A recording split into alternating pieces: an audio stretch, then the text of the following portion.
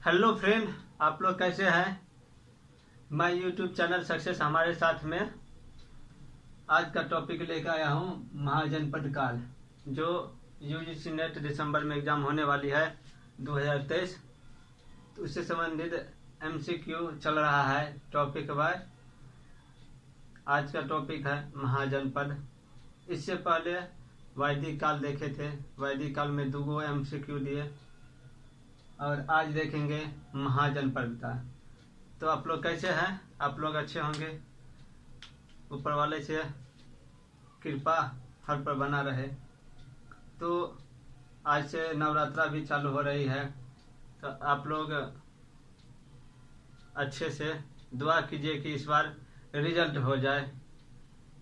तो चलिए अब पहला क्वेश्चन देखते हैं। महाजनपद काल जो इम्पोर्टेंट क्वेश्चन है एग्जाम में आने वाला दिसंबर में, उस क्वेश्चन को लेके आया हूँ। पहला क्वेश्चन है, निम्नलिखित में से किसने सर्वप्रथम पाटलीग्राम की अंतः शक्ति को पहचाना, जो कालांतर में मगध की राजधानी के रूप में विकसित हुआ। अंदर की शक्ति को जाना, जो क्या है, जैसे अपनी आत्मशक्ति जानते ना, आत्मशक्ति, आत्मविश्वास कहते हैं, वही आत्मशक्ति। अपने अंदर की शक्ति को जानते हैं ना, वही जो यहाँ का जो राज्य व्यवस्था था उसके ताकत को, शक्ति को जाना किसने। यहाँ पे जो पाटलीग्राम था अंतर शक्ति को पहचाना, जो कालांतर मगध की राजधानी बनी,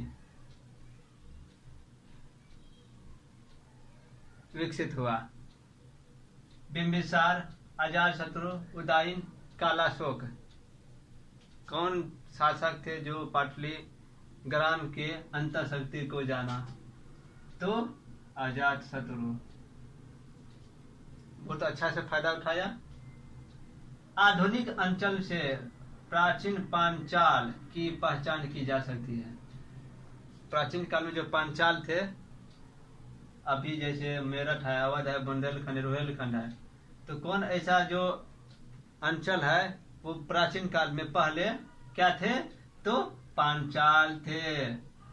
महाजनपद काल में पांचाल थे, अंग थे, ऐसे ही करके अभी बुंदेलखंड, रुहेलखंड, अवध है, मेरठ है। तो उस समय कौन ऐसा जगह है जो पांचाल थे? मेरठ, अवध, बुंदेलखंड, रुहेलखंड कौन जगह था? तो रुहेलखंड थे, वो पांचाल थे। बिंबिसार ने अपनी शक्ति विस्तार हेतु अनेक वैवाहिक संबंध स्थापित किए। अब देखिए क्या होता था, जब युद्ध से नहीं लड़ा जाता था, नहीं जीता जा सकता था, तो क्या करते थे? वैवाहिक संबंध स्थापित कर लेते थे, शादी कर लेते थे। वैवाहिक संबंध ऑटोमेटिक हो गया। अब मेरे क्या हो गया, संबंधी हो गए, तो मेरा साथ दीजिएगा ही, कोई भी समस्या होगा हमारे काम में। तो वही यही करते थे। तो क्या किए बिंबिसार ने? कौशला देवी, चेलना, कुमार देवी, क्षेमा, इसमें कौन थे जिससे शादी वो नहीं किए थे? 3 ऐसे है, उससे वो शादी किए थे। कौशला देवी इससे शादी की थी, चेलना इससे भी शादी की थी, कुमार देवी थी जो इससे शादी नहीं किया था, क्षेमा से भी शादी की थी। तो ये कुमार देवी इसका आंसर होगा। कुमार देवी थी जो उसकी पत्नी नहीं थी। ये चंद्रगुप्त मौर्य की पत्नी थी कुमार देवी। निम्नलिखित समकालीन राजाओं में गौतम बुद्ध के समान आयु का कौन था? अब उस समय में जो निम्नलिखित समकालीन राजा थे, गौतम बुद्ध के समान आयु का कौन थे? जो गौतम बुद्ध समय में थे, तो उसके समान आयु का कौन था? बिंबिसार, चंद्रप्रद्युत, प्रसन्नजीत, उदयन कौन थे? जो जितना उम्र गौतम बुद्ध के थे उतना ही उस राजा के भी, उस शासक का भी, तत्कालीन शासक का भी उम्र था। वो था बिंबिसार। बिंबिसार था जो उसके उम्र के समकालीन था। निम्नलिखित में से किन नगरों ने अपने नाम से सिक्के चलाए? अपना नाम से सिक्के, कौन ऐसा नगर था जो अपने नाम से सिक्के चलाए? पहले चलाते थे ना अपने अपने नाम के सिक्के, बहलोली सिक्का, बहलोली अपने नाम के। वैसे ही जो देश था, शहर था, राज्य था, उस राज्य के नाम के सिक्के चलाए। राजगिरी, श्रावस्ती, कौशाम्बी, वाराणसी किसके? तो वाराणसी। प्राचीन भारतीय इतिहास के संदर्भ में पारिप्लव आख्यान क्या है? जो पारिप्लव आख्यान है वो क्या थे प्राचीन भारतीय इतिहास के संदर्भ में? कौन है जो पारिप्लव आख्यान है? ग्रामीण द्वारा न्यायिक सभाओं में दिए गए अधिमत, ये नहीं है। वैवाहिक समारोह पुजारी द्वारा किया गया स्वर पाठक में, ये भी नहीं है। राजा द्वारा अपनी प्रजा के प्रति किए जाने वाले आचरण के लिए निर्धारित व्यवस्था तथा विनिमय, ये भी नहीं है। तो कौन होगा? ये होगा बलियों के संदर्भ में किए जाने वाले आख्यान कथाओं के स्वर। आख्यान मतलब क्या होता है? कथा। तो आख्यान कथाओं के स्वर पाठक, ये होगा ऑप्शन डी इसका आंसर था। जो प्राचीन भारतीय इतिहास संदर्भ में परिप्लावन आख्यान थे, इसका अर्थ है बलियों के संदर्भ में किए जाने वाले कथाओं के स्वर पाठ, जो इसके संदर्भ में परिप्लावन था। तो क्या आंसर होगा? डी ऑप्शन होगा। अगला क्वेश्चन, बौद्ध साहित्य में उल्लिखित महाजनपद काल में अवंती में निम्नलिखित में से कौन सा एक राजवंश शासन करता था? अब बौद्ध साहित्य में जो उल्लिखित है महाजनपद काल में, अवंती में निम्नलिखित में से कौन सा राजवंश था जो शासन कर रहा था महाजनपद काल में, जो बौद्ध ग्रंथ में लिखा हुआ है? इक्ष्वाकु, हर्यक, पौरव, प्रदोत, कौन है जो बौद्ध साहित्य में उल्लिखित है कि महाजनपद काल में फलाना वंश शासन कर रहा था? कौन सा वंश था? तो प्रदोत वंश था।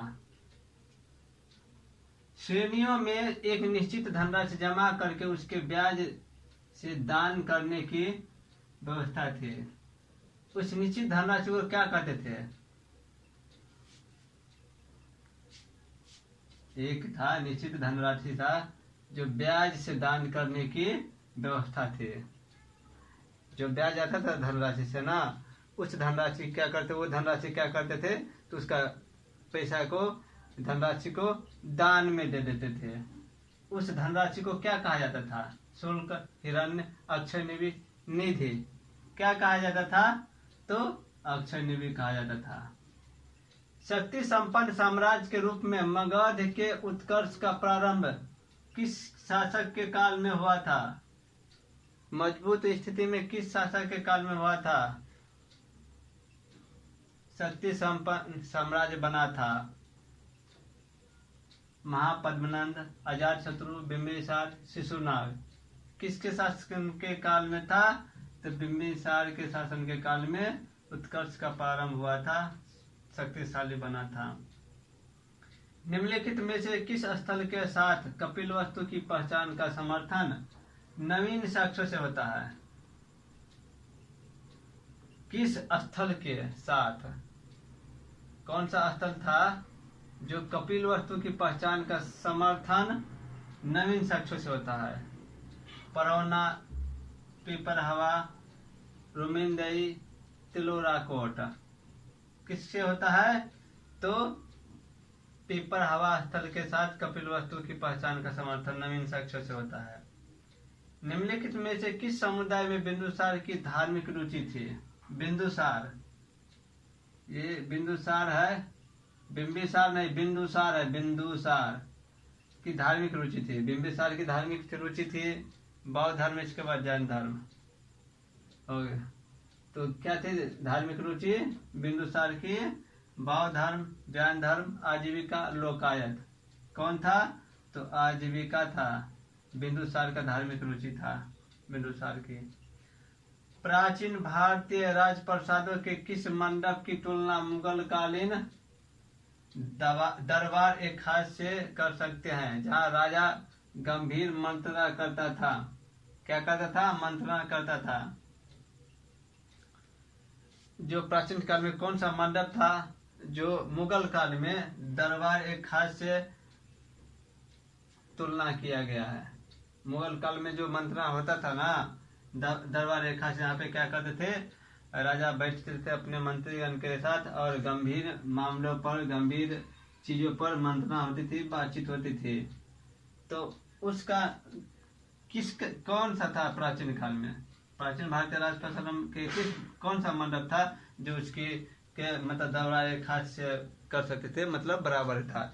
ये दरबार भी खास उसी में करता और उसी मंडप में भी मंत्रणा होता था प्राचीन काल में। सभा मंडप, स्थान मंडप, मुक्त स्थान मंडप, ब्रह्मस्थान मंडप।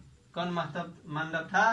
तो सभा मंडप था। प्राचीन काल में सभा मंडप में राजा मंत्रणा करते थे, बातचीत करते थे, सबसे गपशप सोचते थे और कोई भी निश्चित निर्णय लेते थे वहाँ पे। जैसे विधानसभा, विधान परिषद में सब होता है ना, बैठक होती है ना, तो वहाँ पे मंत्रणा किया जाता है ना, सबसे बातचीत किया जाता है ना, राय लिया जाता था ना, वही मंत्रणा करते थे। तो सभा मंडप में प्राचीन काल में, और मुगल काल में दरबार खास में। अगला क्वेश्चन, 5वीं 6वीं शताब्दी ईस्वी पूर्व किस क्षेत्र में गणतंत्रात्मक शासन था? अब देखिए 5वीं और 6वीं शताब्दी ईस्वी पूर्व में किस क्षेत्र में गणतंत्रात्मक था? प्रजातांत्रिक ना, गणतंत्रात्मक शासन था। मथुरा में, काशी में, वैशाली में, चंपा में, कहा था? तो वैशाली में था गणतंत्रात्मक शासन। गंगा की बाढ़ से हस्तिनापुर के नष्ट हो जाने पर पांडवों ने अपनी नई राजधानी कहाँ स्थापित की थी? जब गंगा में बाढ़ आया बहुत भयानक, तब हस्तिनापुर नष्ट हो गई और उसके बाद पांडवों ने अपनी नई राजधानी बनाई। वो नई राजधानी कहाँ बनाई थी? इंद्रप्रस्थ, अहिच्छत्र, कौशाम्बी, काम्पिल। कहाँ बनाई थी? तो कौशाम्बी। अपनी समृद्धि एवं ऐश्वर्य के लिए किस प्राचीन नगर को महोदय नगर कहा जाता है? समृद्धि एवं ऐश्वर्य मतलब परिपूर्ण, हर कुछ परिपूर्ण, धन दौलत ऐश मौज सब कुछ से परिपूर्ण किस प्राचीन नगर को महोदय नगर कहा जाता था? पाटलिपुत्र, कान्यकुब्ज, उज्जैनी, काशी। किसको कहा जाता था महोदय नगर? तो कान्यकुब्ज को महोदय नगर कहा जाता था। काशी महाजनपद निम्न में से किसके लिए प्रसिद्ध था? काशी जो महाजनपद था वो किसके लिए प्रसिद्ध था? सूती एवं रेशमी वस्त्र का, इत्र फुलेल, मेन मूर्ति कला, विशाल मंदिर। किसके लिए प्रसिद्ध था काशी महाजनपद? तो सूती एवं रेशमी वस्त्र के लिए प्रसिद्ध था। अब शासन करने वाले दिए गए शासकों का सही कालानुक्रम का रहा है सजाने के लिए, इसमें कौन सा है जो सही मतलब क्रम में है?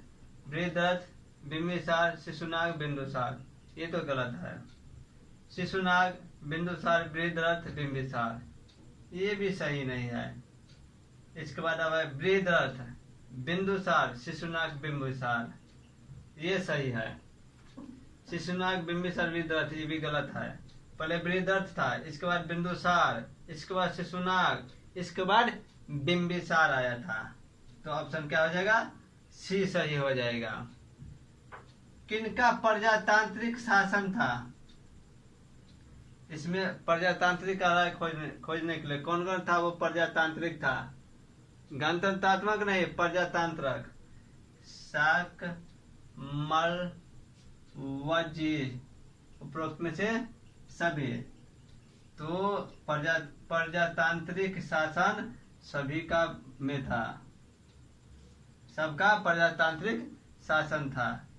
शाक का भी, मल का भी, वजी का भी। तो क्या होगा? उपरोक्त सभी था, वो प्रजातांत्रिक शासन था सभी पे। अगला क्वेश्चन, प्राचीन भारत के संदर्भ में प्रयुक्त पद द्वितीय नगरीकरण निम्नलिखित में से किसकी नगरीय प्रक्रिया को इंगित करता है?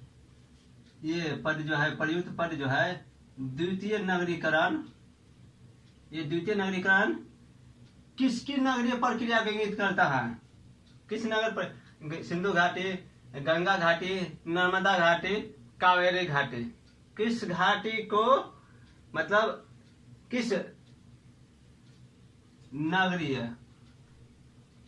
प्रक्रिया को इंगित करता है, सूचित करता है, इंगित करता है? द्वितीय नगरीकरण, ये द्वितीय नगरीकरण सिंधु घाटी, गंगा घाटी, नर्मदा घाटी, कावेरी घाटी। बताइए, गंगा घाटी को इंगित करता है, ये क्या? द्वितीय नगरीकरण। 6ठी शताब्दी ईसा पूर्व के 16 महाजनपदों के विषय में निम्नलिखित में से किस बौद्ध ग्रंथ में सूचना मिलती है?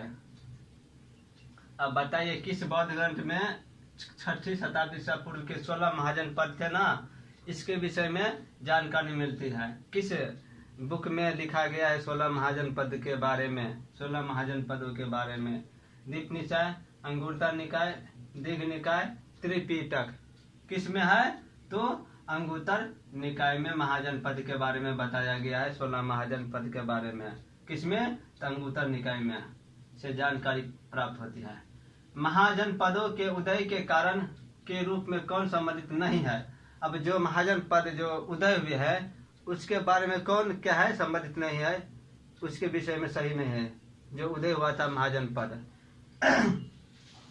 विदेशियों द्वारा विजित होने का भय, कृषि प्रसार, व्यापार तथा नगरीकरण का विकास, लोहे का विस्तृत प्रयोग। अब बताइए, महाजनपद के उदय के कारण इसमें से कौन नहीं है?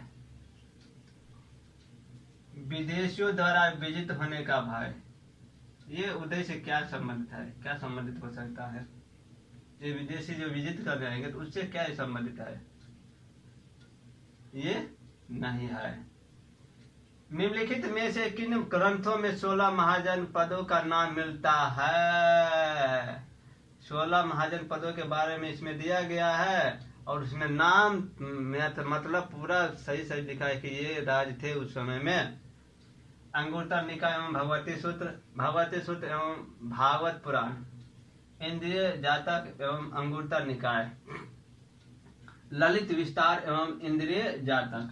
अब बताइए, कौन है जो 16 महाजनों का नाम मिलता है? कौन सा बुक? तो अंगुत्तर निकाय और भगवती सूत्र में इसमें है वो 16 महाजनों के बारे में जानकारी मिलता है, नाम मिलता है 16 महाजनों पदों का। ये राज्य थे ना, वो यहाँ पे निवास करते थे, सबके बारे में, 16 महाजनों के बारे में। ग्राउंड स्टोन टूल्स किसका द्योतक है? ग्राउंड स्टोन टूल्स किसका द्योतक है? कृषि अर्थव्यवस्था, व्यापारिक अर्थव्यवस्था, औद्योगिक अर्थव्यवस्था, राजनीतिक अर्थव्यवस्था। किसका द्योतक है? किसके बारे में? तो कृषि अर्थव्यवस्था जो है, ग्राउंड स्टोन कृषि अर्थव्यवस्था से संबंधित है, द्योतक है। अजात शत्रु ने पूर्वी भारत पर मगध का आधिपत्य स्थापित करने के लिए निम्नलिखित में से किस गणराज्य के साथ 16 वर्षों तक युद्ध किया? बाप रे, अजात शत्रु 16 वर्षों तक किसके साथ युद्ध किया? अपना गणराज्य स्थापित करने के लिए, मगध का आधिपत्य स्थापित करने के लिए, पूरे मगध पे अपना शासन करने के लिए, शासन स्थापित करने के लिए। मिथिला के विजय, वैशाली के लिच्छवी, रामग्राम के कोलेजा, इनमें से सभी। किस पे 16 वर्षों तक युद्ध किया? किससे? तो वैशाली के साथ 16 बार, इसी के साथ महाकंटक का प्रयोग किया था, जो नया विधि से युद्ध किया था। वैशाली के 16 वर्षों तक किया। बाप रे। तो इम्पोर्टेंट जो महाजनपद पद से संबंधित था क्वेश्चन जो एग्जाम में आते हैं वो आपके बीच रख दिया गया है। आप इसको अच्छे से प्रैक्टिस कर लीजिए, पढ़ लीजिए और एग्ज़ाम की प्रिपेयर की तैयारी कीजिए। अगला वीडियो चलेंगे मौर्य काल आएगा। मौर्य काल से पहले जो कुछ मतलब यहाँ पे आगमन होते हैं ना, उसके बारे में कुछ देखेंगे। जैन धर्म, बौद्ध धर्म जो है, इसके बाद मौर्य काल चलेंगे और कुछ जो पहले के जो यहाँ आते हैं उसमें देखेंगे। तो आप लोग को ये वीडियो कैसा लगा तो लाइक, कमेंट, शेयर कीजिए, सब्सक्राइब कीजिए और दोस्तों को भी शेयर कीजिए जिससे सबको फायदा हो। तब तक के लिए जय हिंद, जय भारत।